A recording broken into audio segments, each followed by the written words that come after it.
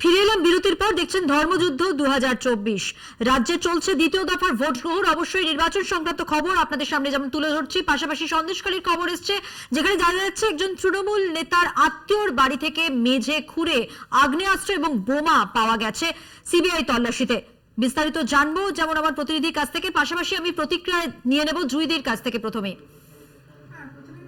সন্দেশখালীর ব্যাপারটা তদন্ত সাপেক্ষ তদন্ত চলছে, সিবিআই প্রক্রিয়া করছেন, কিন্তু খুব আশ্চর্য লাগছে প্রথমবার তৃণমূল নেতার বাড়ি থেকে সেকেন্ড ডে অফ পোলিং। এতদিন ধরে ওনারা যাচ্ছেন সন্দেশখালী, প্রতিদিন সিআরপিএফ কে নিয়ে যাচ্ছেন, আজকে নতুন নয়, প্রথম দিন নয়, কিন্তু আজকে সেকেন্ড ডে পোলিং এর দিনই পাওয়া গেল এই বোম বা আগ্নেয়াস্ত্র। সেটা একটা সত্যি আশ্চর্যের বিষয়, বা কোইন্সিডেন্স বা কাকতালীয় কিনা আমি জানি না, কিন্তু এতদিন ধরে সিবিআই সন্দেশখালীতে যাচ্ছেন, তারা খুঁজছেন, বাড়ি বাড়ি যাচ্ছেন, কথা বলছেন। তো আমার মনে হয় যে আজকে আমাদের সবটাই দেখতে হবে, যদিও এখন পুরো প্রক্রিয়াটাই তদন্ত সাপেক্ষ রয়েছে। আর তৃণমূল কংগ্রেস কখনোই এইগুলো প্রশ্রয় দেয় না। যদি এই ধরনের ঘটনা সামনে এসে থাকে নিশ্চয়ই দল ব্যবস্থা নেবে, তবে তৃণমূল নেতা বলে সবাইকেই নেতা বানিয়ে দিচ্ছে। তা কার বাড়ি থেকে পাওয়া গেছে, কি পাওয়া গেছে, সেটা সবটাই এখন আমরা জানতে পারছি না। সেই সোর্সটা যদি আমরা জানি নিশ্চয়ই তারপরে কমেন্ট আমরা করব। সবাই তৃণমূল, পশ্চিমবঙ্গে তো সবাই তৃণমূল, এখানে তো বিজেপি বলে বা অন্য কোনো দল বলে কিছু নেই। তাই যে কোনো লোকের বাড়ি থেকে পাওয়া গেলে তৃণমূলের বাড়ি বলে পরিচয় করিয়ে দেওয়া হচ্ছে। তো দেখা যাক কি হয় আগামী দিন, সেটা তদন্ত চলছে।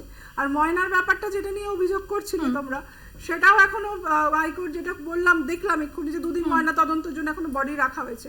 সেটা আদৌ মার্ডার না সুসাইড নাকি গোষ্ঠীদ্বন্দ্বের জেরে হয়েছে, নিজেদের তো নিজস্ব প্রচুর গোষ্ঠীদ্বন্দ্ব আছে বিজেপিতে, কিসের জেরে হয়েছে সেটাও তদন্ত সাপেক্ষ।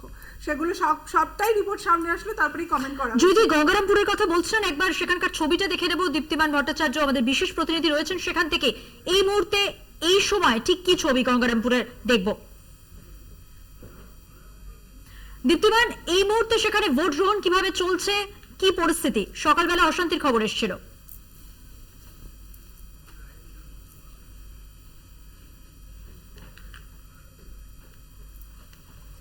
দীপ্তিমান, তুমি আমার কথা শুনতে পাচ্ছ? আমি প্রথমে তোমাকে একটা জিনিস বলে রাখি, যে আমি যেখানে দাঁড়িয়ে রয়েছে গঙ্গারামপুরে, বলো। এবং যেখানটা আমি দাঁড়িয়ে রয়েছি রাস্তার দুপাশে দুটো বুথ রয়েছে, একদিকে দুটো বুথ রয়েছে আর একদিকে অন্যদিকে আরেকটা বুথ রয়েছে। দুটো বুথ মিলিয়ে সেখানে 1500-র ওপর ভোটার রয়েছে এবং আরেকটা বুথ রয়েছে সেখানে 1200 ভোটার রয়েছে। আমি একবার আমার ক্যামেরা পার্সন সুবীরকে বলবো দেখাতে। দেখো গরম যা টেম্পারেচার বাড়ছে এবং বেলা বাড়ার সঙ্গে সঙ্গে এই টেম্পারেচার, একদিকের বুথের সংখ্যা কিন্তু মানে ভোটারদের সংখ্যা বলা যেতে পারে একদম নগণ্য, নেই বললেই চলে। কারণ হলো এখানে ভোটাররা কিন্তু একেবারেই শূন্য। গুটি কয়েক লোক একটু আগেই এসছেন, তারা এসছেন।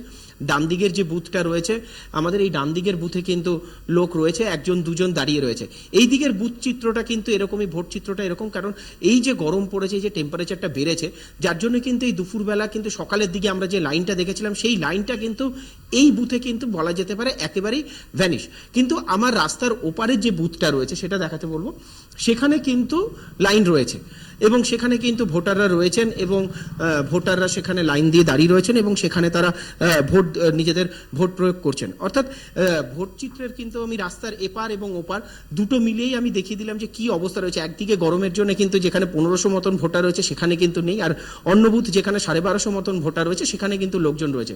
এবং তুমি সকালবেলা যে গন্ডগোলের কথা বলছিলে, যে বিভিন্ন বুথে যে গন্ডগোলের খবর আসছিল এবং বিভিন্ন জায়গায় যে খবরগুলো আসছিল, দেখো মূলত বালুরঘাটের তপন এবং তার পাশাপাশি বালুরঘাট অঞ্চলে বেশ কয়েকটি জায়গা থেকে খবর আসে এবং সেখানে কিন্তু একদিকে যেরকম কেন্দ্র বাহিনীর বিরুদ্ধে অভিযোগ ওঠে, বিজেপি তৃণমূলের পক্ষ থেকে কেন্দ্র বাহিনীর বিপক্ষে অভিযোগ করা হয় যে কেন্দ্রীয় বাহিনী বেশ কয়েকটি জায়গায় কিন্তু তারা লাইন ঠিকভাবে মেনটেন করতে দিচ্ছেন না, ভোটারদের প্রভাবিত করার চেষ্টা করছেন। ঠিক তার পাল্টা কিন্তু সুকান্ত মজুমদার বিজেপির পক্ষ থেকে অভিযোগ করা হয়েছে যে তপন, গঙ্গারামপুর বেশ কয়েকটি বুথ দিয়ে নম্বর দিয়ে তারা অভিযোগ করেছেন যে এই সব জায়গা কিন্তু রিগিং হচ্ছে। অর্থাৎ বিজেপির পক্ষ থেকে কিন্তু রিগিং এর অভিযোগ করা হয়েছে।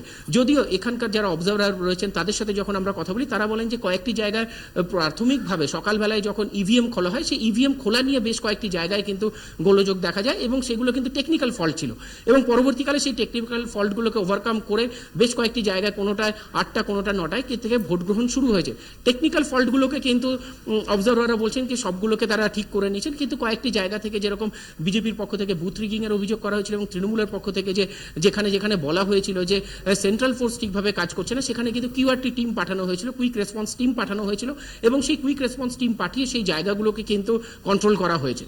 মধুবন্তী। ধন্যবাদ দীপ্তিমান। কথা হলো আমাদের বিশেষ প্রতিনিধি দীপ্তিমান ভট্টাচার্যের সঙ্গে। অর্থাৎ এই মুহূর্তে গঙ্গারামপুরের যে ছবি তা স্পষ্ট হলো, এবং বেশিরভাগ বুথেই ভোট গ্রহণ যেমন চলছে, কিছু কিছু বুথ সেখানে এখন মানুষ পৌঁছয়নি। তার কারণ একটাই, যে তীব্র দাবদাহ, বেলা যত বাড়ছে গরম তত বাড়ছে, এবং তার জন্যই বলা যেতে পারে বা ভাবা যেতে পারে যে মানুষের ভিড় এই মুহূর্তে কিছু কিছু বুথে কম রয়েছে।